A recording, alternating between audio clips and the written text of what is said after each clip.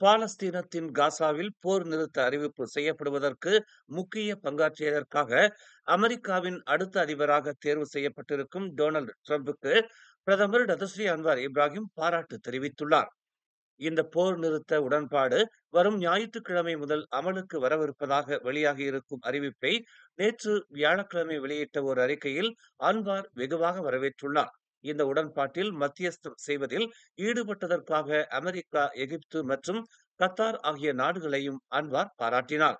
துன்பங்களை தாங்கிக் கொண்டிருக்கும் காசா மக்களுக்கு இது முக்கியமான நடவடிக்கை என்றும் மிகவும் தேவையான நிவாரணத்தை இது வழங்குவதாகவும் அவர் கூறினார். முன்னாள் பிரதமர் டதஸ்ரீ நஜீப் ரசாக்கிற்கான வீட்டுக் காவல் அரச உத்தரவு குறித்து பொதுவில் விவாதிப்பதை தடுப்பது தொடர்பில் நீதிமன்றத்தில் தடை உத்தரவை பெற சட்டத்துறை தலைமை அலுவலகம் தொடர்ந்து முயற்சி செய்யும் என்று தெரிவிக்கப்பட்டுள்ளது. அரசாங்கம் இத்தகைய உத்தரவை பிறப்பிப்பதை கட்டாயப்படுத்தும் முயற்சியாக நீதிமன்றத்தின் தடை உத்தரவு பெறப்படும் முயற்சி தொடரப்படும் என்று மூத்த கூட்டரசு அரசு தரப்பு வழக்கறிஞர் ஷம்சுல் பொல்ஹசான் நேற்று தெரிவித்தார்.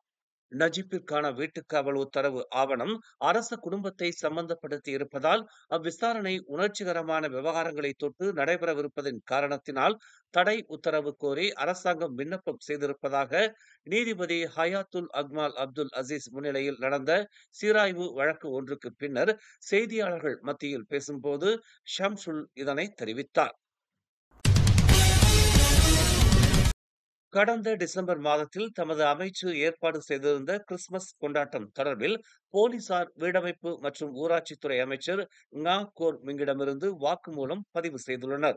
பேராக்கின் தாப்பா போலீஸ் நிலையத்தைச் சேர்ந்த அதிகாரிகள் புத்ராஜயாவில் உள்ள தமது அமைச்சில் தம்மிடமிருந்து வாக்குமூலத்தை பதிவு செய்ய 90 நிமிடங்களை செலவிட்டதாக அவர் குறிப்பிட்டுள்ளார். இங்கிலாந்துக்கான தமது பயணத்தின் 3வது நாளான நேற்று வியாழக்கிழமை பிரதமர் டதஸ்ரீ அன்வார் இப்ராஹிம் இங்கிலாந்து தலைநகர் லண்டனில் தொழில்துறை தலைவர்களுடனும் முதலீட்டாளர்களுடனும் சந்திப்பு நடத்தினார். செல்வ மேலாண்மை, முதலீடு மற்றும் இறையாண்மை சொத்து நிதிகள் போன்ற பல்வேறு துறைகளில் ஈடுபட்டுள்ள இங்கிலாந்தை தளமாக கொண்டிருக்கும் பல நிறுவனங்களுடன் வட்ட மேஜை சந்திப்பை அன்வார் நடத்தினார். நாட்டின் தேசியவாதி துன் சம்பந்தனின் அளப்பரிய சேவைகளை நினைவு கூறும் வகையில் பெருவிழா நடத்தப்படும் என்று தேசிய ஒற்றுமைத்துறை துணை அமைச்சர் செனட்டர் சரஸ்வதி கந்தசாமி அறிவித்துள்ளார்.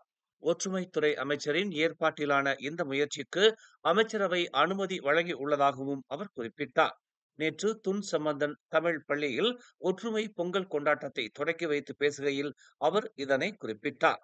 துன் சம்பந்தனின் அளப்பரிய சேவைகளை நினைவு கூறும் வண்ணம் இக்கொண்டாட்டம் அமைந்திருக்கும் என்று அவர் சுட்டிக்காட்டினார். இவ்வாண்டின் மத்தியில் 2 நாட்களுக்கு கொண்டாடப்படவிருக்கும் இந்த நிகழ்வை முன்னிட்டு பல நிகழ்ச்சிகள் ஏற்பாடு செய்யப்படும் என்றும் அவர் கூறினார்.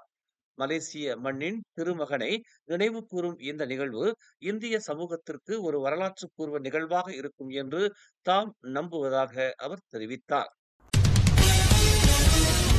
போதைப்பொருள் வைத்திருந்தது கண்டுபிடிக்கப்பட்ட பின்னர் சிங்கப்பூரின் உட்லண்ட் சோதனை சாவடியில் கடந்த செவ்வாய்க்கிழமை ஒரு மலேசிய இளைஞர் கைது செய்யப்பட்டார்.